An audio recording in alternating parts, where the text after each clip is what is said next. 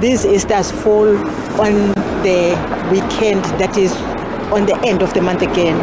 And therefore people have got money, and you will know in South Africa that when people have money, then they drink.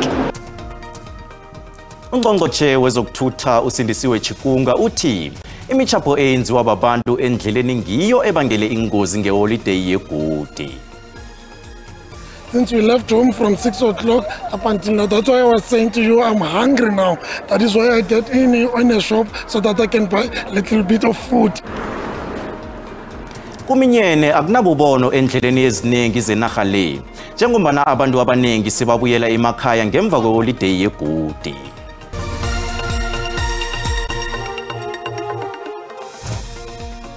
Kuyangithokozisa bona nami ngibe yingcenye yomndeni wetafula lendaba zesiNdebele ku SABC 1 lotshani emakhaya ngibone ngamkele nginguthulani bongwe.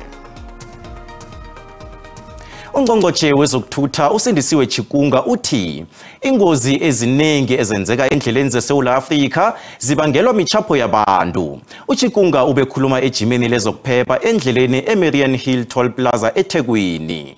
Lokhu kunjengombana abantu abaningi sebabuyela emsebenzini babuya ukuyokudla iGudi emakhaya. Bekumlandelande wenkolo endleleni ebhadelwa eMarian Hill Toll Plaza nawuyachubala ngeGauteng. Amapholisa bewaphume ngonini endleleni N3. Imphathimandla zithi bangaphezulu kwekulungwana abantu ababotshweko solokthoma iphela vekede eGudi eSouth Africa pha. Kubotshokho malungana nemlando ehlukahlukeneko ekubalwa kiyo ukutshayela uhamlile nokukhupha imfanelo zokutshayela ezimamala. Fanele benze phela i-arrangement okungenanike yokuthola temporary operating license yangaleso sikhathi, but awukwazi nje ukuhamba nabantu because uma sebeshonile emgaqweni sebeseyingozini akukhona izinto abangakhona ukuyibhenefitha ngenxa yokuthi bebengafanele nje nokuba kuleyo moto ethatha imali kodwa ingaqualify ngokusemthethweni. Abashayeli benkoloyi babawa abanye abashayeli bona balandela umthetho wendlela begodwa bacheje. We follow the rules, you do what you're supposed to do in order to make sure that everyone is safe on the roads. Because everyone is busy, the roads are busy, there's a lot of trucks, and yeah, so we just need to do what we are supposed to do. The big problem actually is the trucks. The trucks, they've got all those signs in Pietermaritzburg saying the trucks shouldn't be in the fast lanes, but they always are. We're heading back to Johannesburg. We were in Richards Bay, which is north coast. So we've got another about 6 hours to go back home. Amapholisa abopha inkolo eziningi KwaZulu-Natal neMpumalanga ngenxa yokwephula umthetho wamaphemiti okuchayela izithuthi zomphakathi. Abalelwa ngaphezulu kwama-21 amateksi athethwe eToll Plaza yeMarian Hill.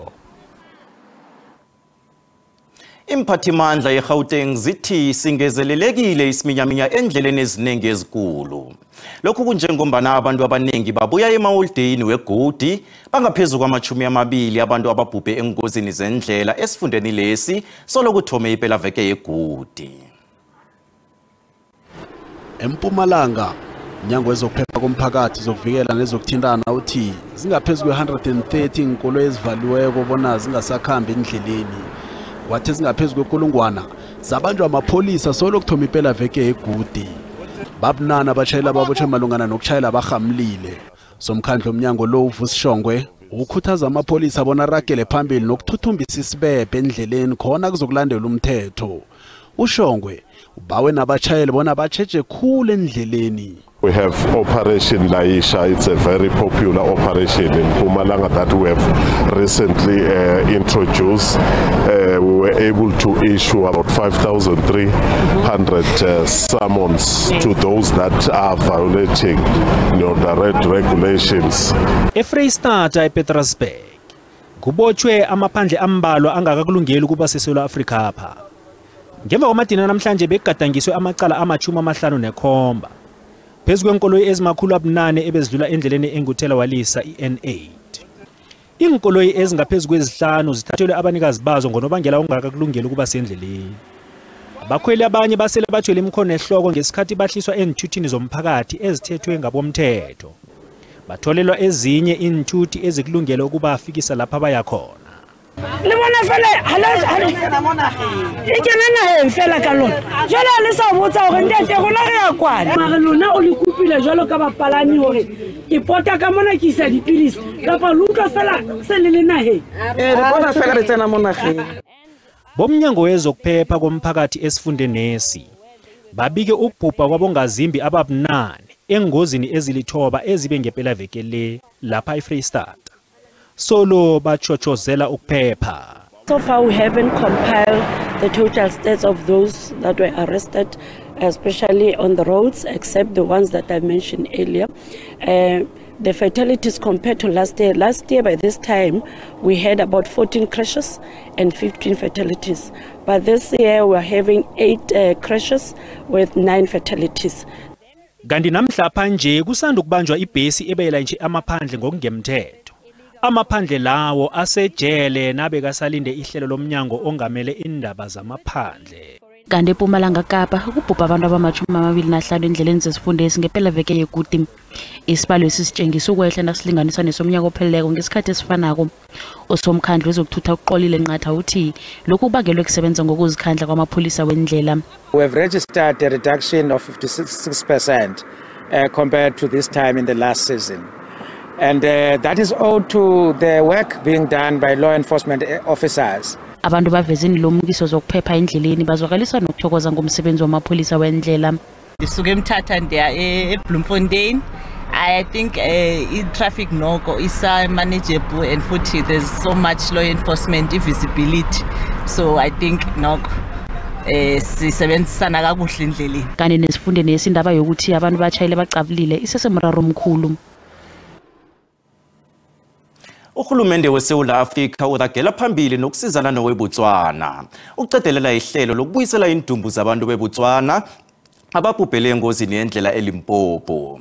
Bama-45 abantu ababhubhele engozini eyibangamahlwe eLimpopo lapho kusinde khona umntwana omntazinyana weminyaka ebunane ubudala. Owengamele ezempilo eLimpopo uDokotela uPhophi Ramathuba uthi okwamanje umnyango angeke ukwazi uqinisekisa ukuthi sezitakulwe zonke izidumbu endaweni yesigameko kwazise ezinye zisheka ngokuba angeke zikwazi ukuhlonzeka ngaphandle kolibofuzo. Up to so far, we are not exactly sure what is inside one body bag. I'm saying this because out of the 41 that we have received so far, the body bags, it's only the 9 that we spoke about that could be positively identified. Uthi umnyango wezempilo eLimpopo basebenzisana neminye iminyango kanye nohulumeni waseBotswana njengoba sebeliqalile uhlelo lokuhlonza izidumbu. We are in constant communication with the officials and technocrats, the laboratory from Botswana, so that they can assist us with the process of them sampling the DNA of those next of kin so that we can utilize them for comparison. Kule ngozi kusinde ingane yentombazane neminyaka eyisishiyagalombili ubudala kanti iyelulama esibhedlela. Kusukela ngoLwesihlanu olwedlule seziyisithupha izidumbu ezihlonzwe ngempumelelo yimindeni kanti kulindeleke ukuthi uhlelo lokuhlonza luqhubeke kusasa. Kusenjalo kulindeleke ukuthi izikhulu zaseBotswana nazo zitheleke kuleli kusasa. Inyanga uSihlabantangana inyanga ethwaya ikululeko yelizwe leSouth Africa egidingwa ngomhla ka-27 kiyo inyanga le. Uhulumende uyokusikimisa iminyanya eminingi yokugidinga inyanga yekululeko njengomana iSouth Africa izabe igidinga iminyaka ema-30 yafumana ikululeko. Minyaka ema-30 kwafika idemokhrasi elizweni lekhethu kodwa nombuzo omningi engqondweni zabantu uthi ingabe kukhona na ekufuze sikuthavele njengesitshaba. Kabaningi kuvela likhambile ubudisi leli lokufinyelela ikululeko. Abantu banembono ehlukahlukeneko ngenyanga yokugidinga ikululeko. I feel like we've come a long way, honestly speaking. We have places that didn't have housing before, water before. Although the load shedding is still hard, we can work on that. When it comes to 30 years, is basically we have achieved a lot. There's a lot to do. I would just also talk on the discipline of basically our government. It's just we need a lot of work on that. Ivekele uhulumende yokwethula ihlelo lokugidinga ikululeko ungqongqothe ofisini kaMengameli uKhumvuzo Ntshavheni uhlathulule lokho njengethuba lokuveza impumelelo nokuthi kuchaphe nakufika kuphi. On the 5th of April 2024, South Africa will launch the commencement of the year-long 30 years of freedom and democracy celebration. Ungqongqothe Ntshavheni uyiphayile inkulumo ukuthi akunalitho lingagidingwa ngemva kweminyaka ema-30 kwafika idemokhrasi. majority of the black people you are talking about, who are the majority of South Africans, are no longer where they were in 1994. Will the eradication of poverty be done overnight? No. But if you do a comparison, I just forgot the statistics and we can check for you the statistics. The poverty levels of South Africa has improved from where we were before. Ngemva kwephumelelo elikhulu eyenziwe empilweni yabantu eminyakeni ema-30 edlulileko, urhulumente uyavuma bona nemichapho bekhona bekuthi kuningi kusafuze kwenziwe bona idemokhrasi izokubonakala kuhle kabaningi. Nasibuya entolo. We don't even have electricity to start with. So how can electricity go up when we are suffering from load shedding? Ikhuphukile namhlanje intengo yegezi, abantu balila ngokuthi ikhuphuka kanjani ngombana igezi ihlala ingekho.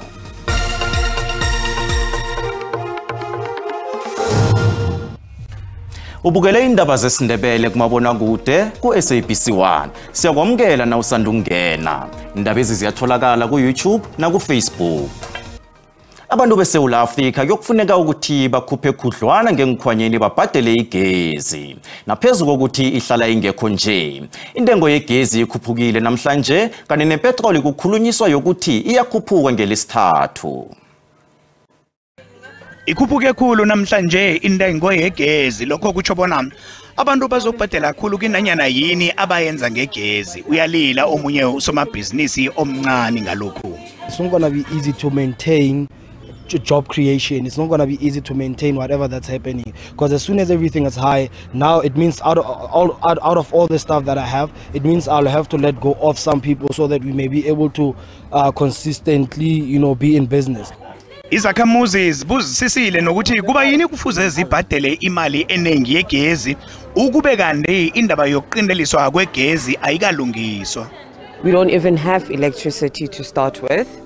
So how can electricity go up when we are suffering from load shedding? Umkhandlu olawula igezi iNERSA isiphasisile isibawo se-Eskom sokukhuphukisa intengo yegezi. Omunye usomnotho uthi lokhu kuzokuba nomthelela omumbi entengweni yokudla. We already expect food inflation to edge higher due to the expected lower harvest, as we have seen low rainfall and very dry conditions in some of the key agricultural areas in South Africa. Ngokutsho komkhandlu zamateksi iSouth African National Taxi Council, kukhona abakulungiselela abantu bangawoje bathwenye kakhulu ngendaba yokuthi namateksi azokukhwela. It should be noted that associations may need to start introducing fare hikes in their respective routes. The hikes will not be outrageous in instances where they are being introduced, and they will not be in majority of our associations. Upala uthi abakhweli bazokutshelwa kusese nesikhathi ngokukhutshulwa kwemali zokukhwela.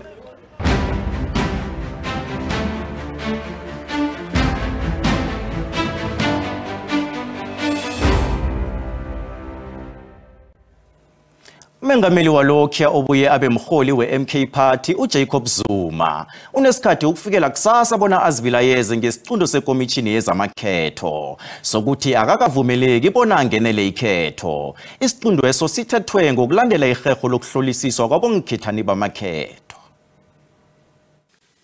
Usihlalo wekomishini yamakhetho uMsuthu Miyepya uthi ikomishini le ilandela incwadi yomthetho sisekelo nayithatha isiqundo sayo sokukhupha umengameli walokho uJacob Zuma ehelweni labo ngikhethani be-MK Party. Ikhotho yezomthetho sisekelo iveza bona nanyana ngibani okhe wabe kwicala wabe wagwetshwa isikhathi esingaphezulu kwenyanga ezili-12 ngaphandle kokuzikhethela bona ngabhadela ihlawulo kufuze angawangenela amakhetho. Umengameli walokho uZuma wagwetshwa inyanga ezili-15 ngokudelela ikhotho malungana nokuvela phambi kwekomishini ezokuthunjwa kwelawulo lombuso ngovela abahlinzeka 2021. The commission could only act within the confines of the law and the constitution.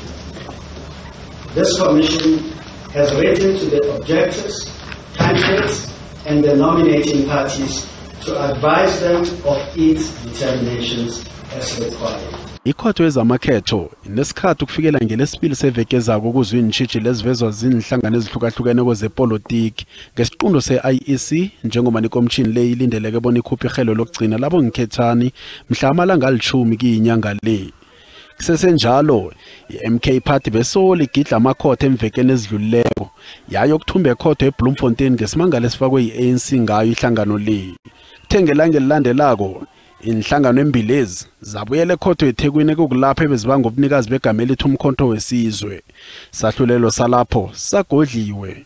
uZuma nakangaphumelela ngokushijila isiqundo se-IEC ekhotho yezamakhetho, lokho kungagcina kwenza bona alahlekelwe zimbonelelo zokuba ngumengameli walokhu bona yokuthatha isikhundla sokuba lilunga leParlamente. Kanti omunye umbuzo osajamileko ngothi uZuma selangasabi ngungkhethano MK. Alo ngubani ozokuba ngungkhethano wesikhundla sikamengameli we-MK ihlangano lena ingathumbi emakhethweni ngomkhayili. Inhlangano zepolitiki zisebenzisa wonke amathuba akhona ukudosa abavoti ukuthi bavotele zona ngomhla wamakhetho. Kukunje inhlangano eziningi sezisebenzisa inkundla zokuthintana, ama-billboard, imihatsho nama-TV kunye nama-poster aphanyekwa endleleni. Nanyana kunjalo kodwana ezinye zisesenemiraro yemali. Inhlangano zepolitiki azibulala ubuthongo. Nawuthi uyangapha uhlangana nomkhangiso wenhlangano zepolitiki. Nawuthi usedrobheni solo kuyafana. Angisakhulumiki yena usemalokishini kunye nendaweni ezisemakhaya. Kuzela amabhoksi namaphepha akhangisa ngemitlolo nenithembiso zenhlangano. Ngezithembiso ukukwenza lokho nawuzivotelako. Manye anobuso bonkhetheni wehlangano onyulwe njengokufanele umuntu ambone ngelanga levoti nakakhetha ihlangano efunwa nguye. Kodwana konke lokho kuyabiza engikhwameni zenhlangano. Ekhethweni lango 2019 iANC yakhiqiza amabhodi wokuzibawela ivoti azinkulungwane ezima-30 ezabiza imali engaphezulu kwengidi ezili-100 zamaranda. Ekwagcine kuba nombango hlangana kwehlangano le kunye nekhampani Ezulwini Investments. Umraro wendleko zakhona wayokulanyulwa yikhotho. Kanti nje ezinye inhlangano zifuna ukuchugulula indlela yokwenza ziphungulwe indleko. The posters that we had printed cost us about 18 rand per poster because it's those that you must still stick on something. So then we also had to assist Panyaza with the State of the Province address posters, which were littered and we had to recycle them because they're all over our communities. So 25 rand with a bit of glue as well. So 1,000. You see, it tells you we come from mothers who are strong, who were able to take 10 rand and make it look like 100 rand. Kune video yamhlapha ebeyigeka enkundleni zokuthintana yomholi we-MK obekangumengameli walokhu uJacob Zuma nabekafundisa amalunga wamabhuru ePitori avuma ingoma yomshini wabo. Abacozululi bezepolitiki bathi inhlangano kufanele zitsheje indlela ezifuna ngayo abavoti ukuthi bazivotele. Bathi vele esikhathini sanje kufanele basebenzise inkundla zokuthintana ukuzibawela abavoti. Nanyana ama-data abiza kangaka nje. When you go to a person's house and have a person-to-person talk with that person feel valued, that person is able to ask questions in a very comfortable environment. Inhlangano zepolitiki ngokuphikisana kwazo zifuna ukola kwasani ngokuzibawela abavoti njengombana sekusele imveke ezibunane ngaphambi kwelanga lekhetho nje. Liyongena kusasa ekhotho kaMagistrata weThekwini. Icala lamadoda amahlanu asolwa ngokubulala umvumi uKinian aka Forbes nomkhozi wakhe uTibelo Mutswane. Umbuso uphikisana nesibawo sebhayili ngombana uthi abasolwa banomngozi bokuthi bangabaleka ngesiphaphamtshini. Phambilini abasola abantu bavela ngaphambi kwakaMagistrata ikhoti izobona ummangalo wesine ecaleni umuzwethemba kwabeni kusola bona wabhadela imali engaphezulu kwe-800,000 yamaranda ayibhadalwa ngusomabhizinisi waziwako umfundo Caba. Lokhu kuvela estatementini esifungelwe lipholisa eliphenyako udetective Bob Pillay oveze bona imali le yabhadalwa yikhampani kaCaba iBright Circle. Ugwabeni kusola bona nguye ungqondo ekubulaweni kwaka-AKA noTibbs. uPillay uthi ugwabeni wafonela nguCaba ngemva kwamalangana kubulawe lawo babili kwaba kulapho uGwabeni abhadelwa khona. Umndeni kaCaba ukhupha istatement wathi akunanto eziphambuka endleleni ozenzako. Uthi imali yaphathela ugwabini bekungeyomsebenzi abenzela wona. Umndeni lo urage ngokuthi uthonyekile ngokuthi amapholisa aphinyako bekangakabi ukuthindana nomfundo caba bezwe ihlangothi lakhe. Kusasa umbuso kulendle kubona urage ngopakazi.